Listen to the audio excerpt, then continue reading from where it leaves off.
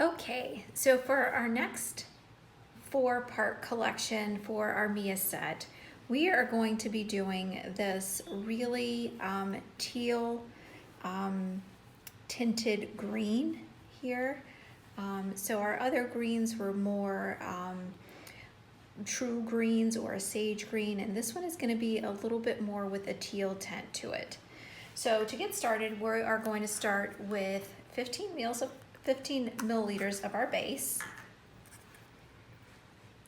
here.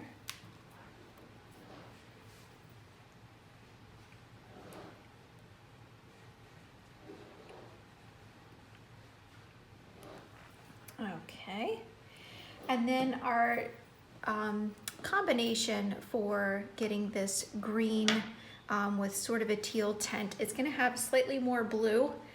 So our ratio of blue to yellow is going to be different. I am going to use 1 drop of black because it is a deep color, and then I'm going to lighten it to the exact shade that I want with our white. So to start, I am going to start with my blue, and I'm going to start with 4 drops. And we're going to build upon this recipe so that we can get to the intensity that we want.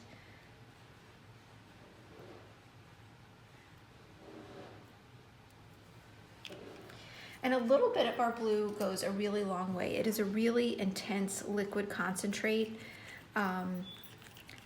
Most of our liquid concentrates are pretty intense anyways, but the blue is exceptionally dark, which is great. We can always counterbalance that when we're making a green with our yellow, or if we're trying to lighten it up with our white.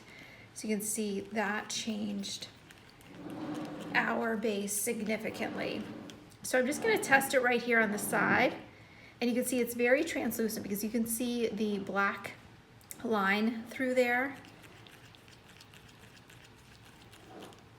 And now I'm going to add our yellow. So we did 4. We want to make sure that we're documenting our recipe, especially if we want to recreate this again. So I'm going to be doing the same thing on my side.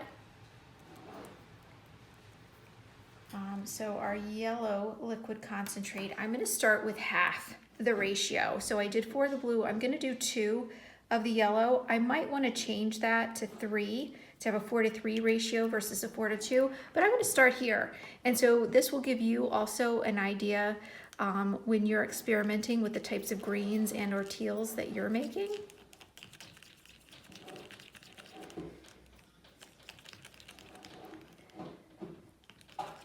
And I think that that was the right ratio for me.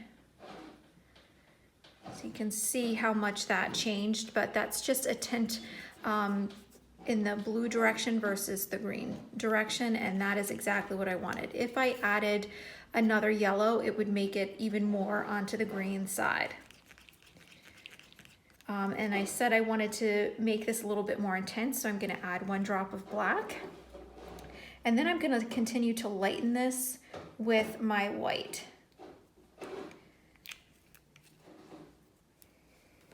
Okay, so let's give that a stir, and I'll swatch it also right here next to the green so you can see what a difference that actually made.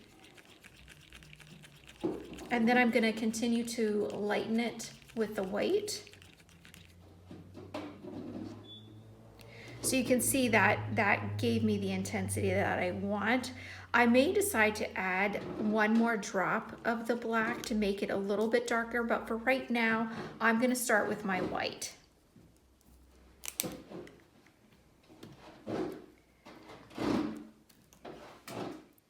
Okay, so for my white, I'm going to start with just 2 drops.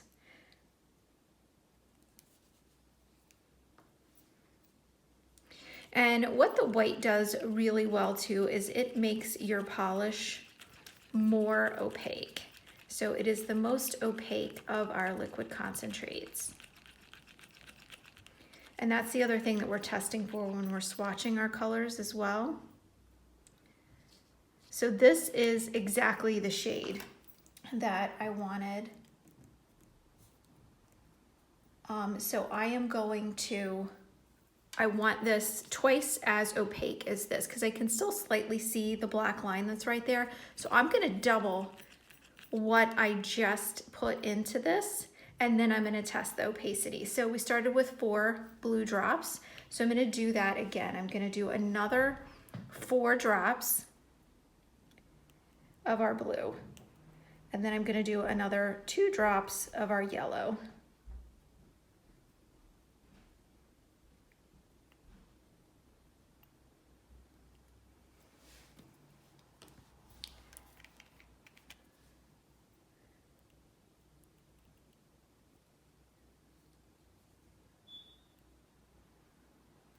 Another 1 drop of our black, and then another 2 of our white. It's kind of a small of our black. So actually I'm gonna mix this before I add the white. If you're unsure of your exact results, it's always better to err on the side of not adding it. You can always add it in, you can't take it away. Even though most of our errors that we make, or all of our errors that we can make, are fixable when we're mixing colors. Ooh, that's really pretty. I might stick with that just because I absolutely love this color, but my goal was to do a lighter version of this. I am going to just note that recipe because it might be one I want to create in the future. I absolutely love that deep teal color. But now I'm going to start to lighten this.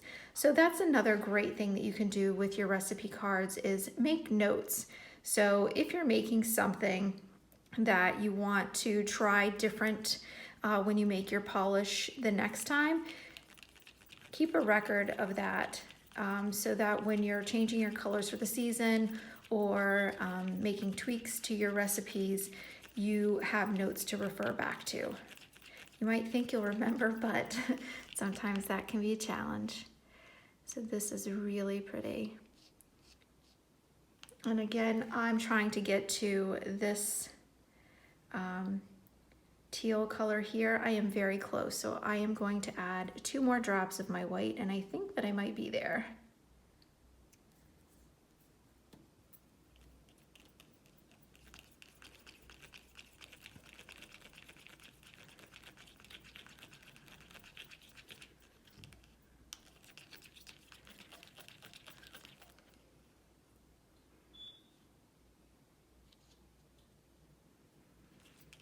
I'm gonna do 1 more drop of white.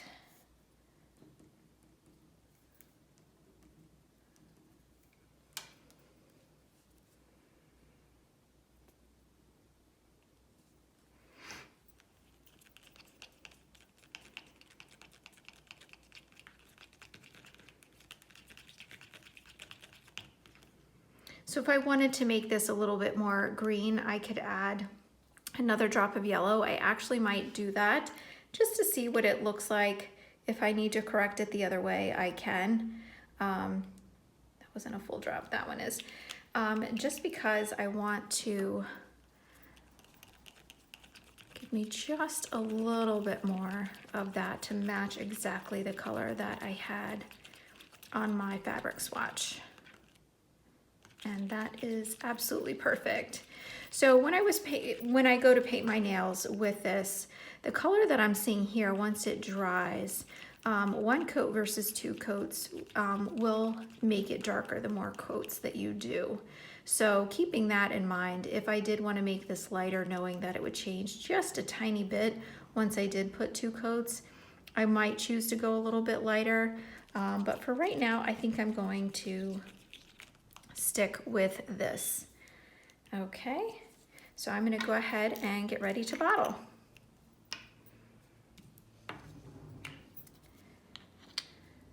So if you've watched some of our videos and you're watching this one now, the best thing to do when you are pouring your polish into your bottle is to keep it in the center of the circle on the placemat, and that is to allow yourself enough space. You always know where your polish is, so there's less opportunities to bump. You're just more aware of where you're mixing and you're polish and all the activity is taking place.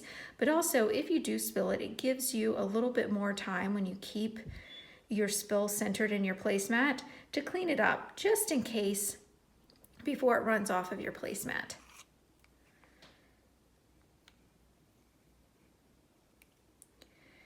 And again, we want to fill our bottle a little bit at a time. Once we do our full, once we get it about 3/4 of the way full, just to the top of the shoulder. We don't want to take our fill up to the neck of our polish, because then we run the risk of displacement. So once it comes over the top there, we want to stop. Sometimes you will have some polish left over in your mixing cup, and that's okay. It happens, but you don't want to create a mess.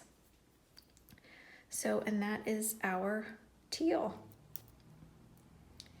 All right, stay tuned for other recipes in this collection.